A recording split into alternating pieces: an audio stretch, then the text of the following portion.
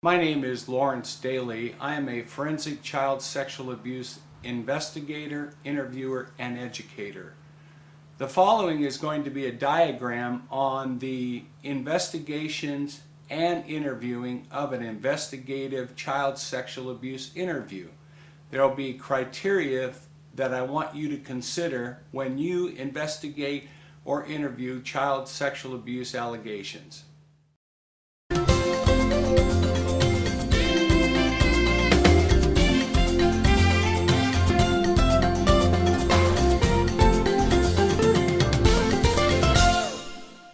Fear of CPS and law enforcement when child sexual abuse allegations are alleged.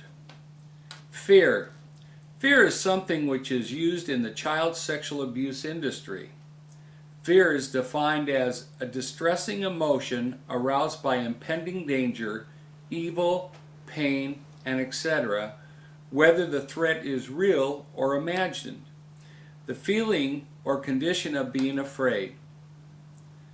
Here are some aspects of fear that need to be addressed in a child sexual abuse investigation. Anxiety is a part of fear. Stress is a part of fear. Panic is a part of fear. Depression is a part of fear. Attachment issues is a part of fear. Rejection is a part of fear. Being cornered is a part of fear. Being trapped is a part of fear.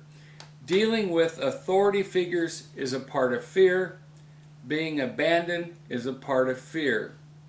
If there is an allegation of sexual abuse, CPS threatens the non-offending parent. Either the alleged perpetrator leaves the house or they will remove the alleged victim. CPS requires a contract with the non-offending parent that the perpetrator will not have contact with the child or the child will be removed. The laws are specific that Child Protective Services cannot remove any child without the assistance of law enforcement, even if they have a court order. CPS do not have any law enforcement powers. Child Protective Service threatens individuals who are for the first time dealing with the legal system. Therefore, naivety and ignorance is taken advantage of by the CPS caseworker. CPS caseworkers use threats of all kinds to get the non-offending parent to comply to their request.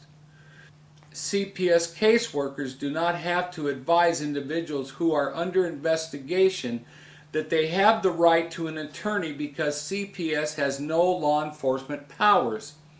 Therefore, everything that is said during the contact with CPS can be used against all the parties involved.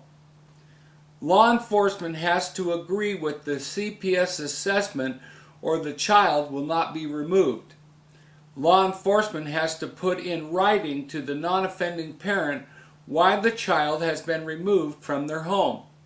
Law enforcement must follow the laws dealing with child sexual abuse and physical abuse and neglect.